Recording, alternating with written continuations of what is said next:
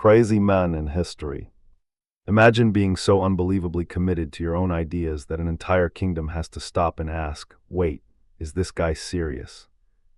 History is full of men who looked at normal behavior and apparently decided, no thanks. Some were ruthless, some were brilliant, and some seemed to wake up every morning and choose chaos before breakfast. Here are three of the craziest men in history, starting with a Roman emperor who treated the entire empire like his personal comedy show. Number 1. Caligula. When Caligula became emperor of Rome in AD 37, people initially loved him. He was young, generous, and nothing like the previous emperor, Tiberius, who had become deeply unpopular. For a few months, Caligula looked like Rome had finally gotten a decent ruler. Then he became seriously ill. He recovered, and according to ancient sources, something about his behavior changed dramatically. Caligula became increasingly cruel, suspicious, and completely unpredictable. He reportedly executed people for insulting him, even joking about killing entire crowds. But the strangest stories are the ones involving his favorite horse, Incitatus. Caligula supposedly had the horse's stable decorated with marble, ivory, and expensive furnishings. He even ordered servants to keep the animal comfortable.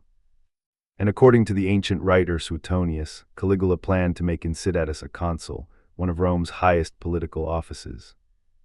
Imagine being a Roman senator. You spend decades climbing the political ladder. And then your emperor says, "Congratulations, your new competition is a horse." Now historians debate whether Caligula genuinely intended to make Incitatus consul, or whether the story was meant to show how absurdly powerful and insulting he could be. So, Either way, Caligula had clearly developed a unique management style. He also famously declared war on the sea. According to Suetonius, Caligula marched his army to the northern coast and ordered his soldiers to collect seashells as spoils of the ocean. So Rome had conquered huge parts of Europe. And now the emperor was apparently fighting Neptune. Caligula's reign ended in AD 41 when members of the Praetorian Guard assassinated him. And honestly, after everything that happened, their resignation letter was probably very short. Number 2. Vlad the Impaler. If your nickname includes the word impaler, historians already know they are not writing a cheerful biography. Vlad III ruled Wallachia in modern Romania during the 15th century. He lived in a brutal political world where rulers were constantly fighting enemies, rivals, and invading armies. Vlad responded with a particularly horrifying weapon: impalement. His enemies were placed on sharpened stakes, sometimes through the body and left on display. It was not subtle. It was psychological warfare. Vlad understood that fear could be more powerful than an army. One famous story says that when an Ottoman army advanced toward Wallachia, Vlad left thousands of impaled bodies in their path. The sight was so horrifying that the Ottoman soldiers were reportedly shaken before they even reached him. There's also a famous story about a cup. Vlad supposedly placed a golden cup in a public square and allowed people to drink from it. The rule was simple. They could use it, but they could not steal it. The cup was apparently left there because Vlad's punishment for theft was so terrifying that people were too afraid to touch it. That's one way to improve public behavior. Forget surveillance cameras. Just make everyone think the ruler is absolutely insane. Vlad was eventually killed in battle around 1476. Centuries later, his reputation helped inspire the fictional character Dracula. So technically, Vlad did not become a vampire. He just had the unfortunate habit of making people imagine he should be one. Number 3. Emperor Qin Shi Huang. This man united China, and then became obsessed with defeating death itself. Qin Shi Huang was the first emperor of a unified China, ruling from 221 to 210 BC. He was incredibly powerful and ambitious. He standardized weights, measurements, currency, and writing systems across his empire.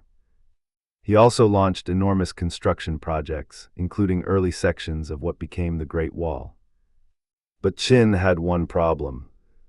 He did not want to die. As emperor, he had wealth, power, servants, armies, and basically everything a human being could possibly collect. Except immortality. So he began searching for it. He sent expeditions across China looking for legendary substances and mythical lands where immortals were supposedly living. His court physicians and alchemists produced mysterious medicines designed to extend his life.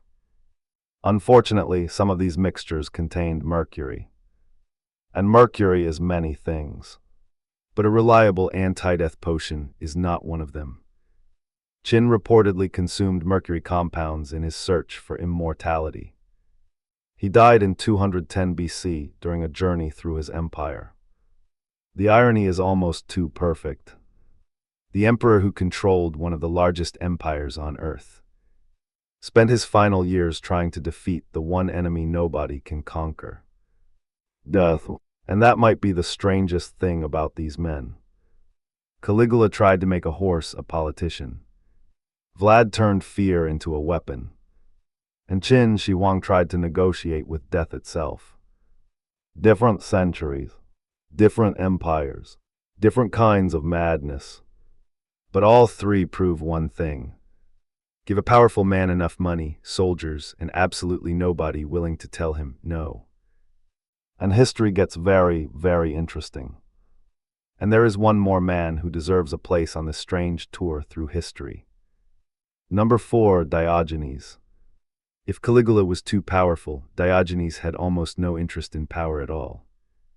He lived in ancient Greece during the 4th century BC and became famous for rejecting ordinary ideas about wealth, comfort, status, and respectable behavior. Diogenes believed people made life far too complicated. So he tried to live with almost nothing. He reportedly slept in a large ceramic storage jar, owned very few possessions, and spent his days openly criticizing politicians, philosophers, and wealthy citizens. Basically, he was ancient Greece's professional hater. Except he actually had philosophical arguments ready. Alexander asked if there was anything he could give him. Diogenes supposedly looked at the king and replied that Alexander could move out of his sunlight. Alexander was reportedly impressed rather than offended. He supposedly said that if he were not Alexander, he would want to be Diogenes. To Diogenes, a comfortable life filled with status was not automatically a good life.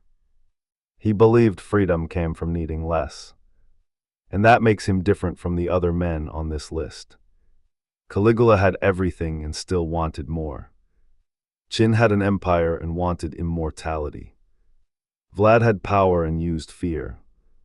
Diogenes looked at all of it and basically said, "No thanks, I have a jar." So perhaps that is the real lesson from these bizarre characters. History is not only filled with brilliant kings, heroic warriors, and famous inventors. It is also filled with people who looked at the rules of their world and decided to throw the rulebook into a fire. Sometimes they became terrifying. Sometimes they became legendary. And sometimes, centuries later, we are still sitting here wondering what on earth they were thinking. Past isn't dead. It's waiting to be told.